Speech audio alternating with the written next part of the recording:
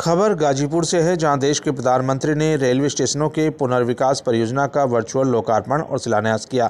इस दौरान Ghazipur city railway station पर रेलवे स्टेशनों के पुनर्विकास शिलान्यास कार्यक्रम का आयोजन हुआ। कार्यक्रम में उत्तर प्रदेश के कैबिनेट मंत्री अनिल राजभर मौजूद रहे। वर्चुअली रेलवे विकास परियोजनाओं के लोकार्पण और शिलान्यास करते हुए पीएम मोदी ने जिले को 36.5 करोड़ की सौगात दी। पीएम ने जिले में 20 करोड़ की रेलवे परियोजनाओं का वर्चुअली लोकार्पण किया, जबकि प्रधानमंत्री ने जिले में 16.5 करोड़ की परियोजनाओं का वर्चुअली शिलान्यास किया। कार्यक्रम में गाजीपुर के बसपा सांसद अफजल अंसारी भी मंच पर मौजूद रहे।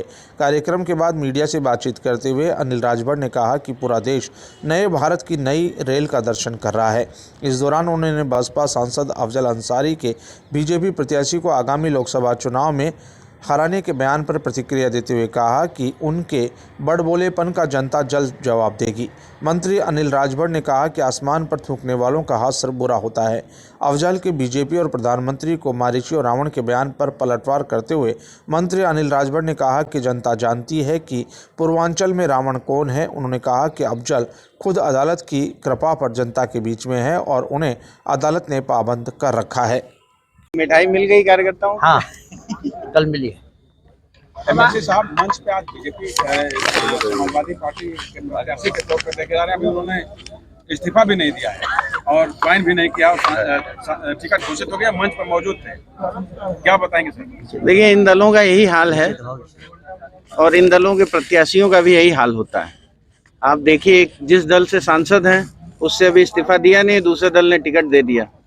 तो वो समय बहुत बदल गया है और ये जो उल्टे सीधे बोल के चर्चा में रहना चाह रहे हैं, आप सबसे अनुरोध है कि उनके बयान को बहुत गंभीरता से न लीजिए। वो देश के पहले सांसद होंगे जिन्होंने 5 साल किसी का निमंत्रण न्योता हकारी नहीं किया, केवल अपना डेट देखा कि कब बिल है, कब तारीख है, कब ये है। पूरे परिवार का उन्होंने गाजीपुर का विकास छोड़िए, अपने परिवार की केवल डेट पे ही गए वो 5 साल।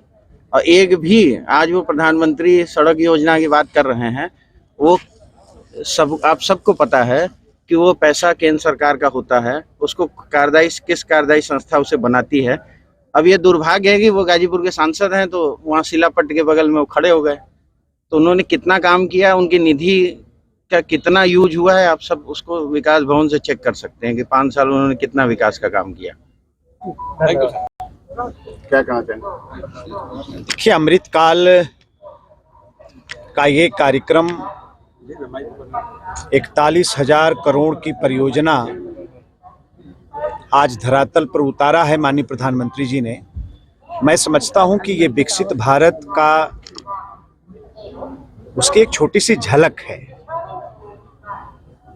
और इसमें भी गाजीपुर तकरीबन 20 करोड़ की परियोजना आज उद्घाटित हो रही है और 16 करोड़ से भी ज़्यादा की परियोजना का आज शिलान्यास भी हुआ है। हम सब लोग आनंदित हैं। आज पूरा देश नए भारत के नए रेल का दर्शन कर रहा है। अमृत स्टेशन निश्चित तौर पर हमारी परंपराओं, हमारी संस्कृतियों की भी झलक प्रस्तुत कर रहा है और आज का कार्यक्रम रेल विभाग के विकास में निश्चित तौर पर मील का पत्थर साबित होने वाला है। अभी माननीय प्रधानमंत्री जी के संबोधन को आप सब लोग सुन रहे थे। मात्र 10 बरस पहले रेलवे का पूरा बजट 35,000 करोड़ हुआ करता था, लेकिन ये माननीय प्रधानमंत्री जी की सरकार का सामर्थ्य है और उनकी सरकार के सामर्थ्य का परिणाम ही है कि आज रेल विभाग का बजट 2.5 लाख करोड़ है। तो जो बदलाव है, सरकार का जो संकल्प है और सरकार का जो प्रयास है, आज उसका परिणाम हम सब लोगों के सामने है। आज भारत रेल एक नए कलेवर के साथ हम सब लोगों के सामने प्रस्तुत है। हम लोग उसका आज अभिनंदन करते हैं और माननीय प्रधानमंत्री जी का आभार प्रकट करते हैं, उनको धन्यवाद भी देते हैं। मंत्री जी आज गाजीपुर सांसद मंच पर मौजूद थे। उन्होंने कहा कि 41,000 करोड़ के सापेक्ष गाजीपुर को 16 करोड़ ठीक नहीं है। अब लोग अपने अपने नजरिया से चीजों को देखते हैं।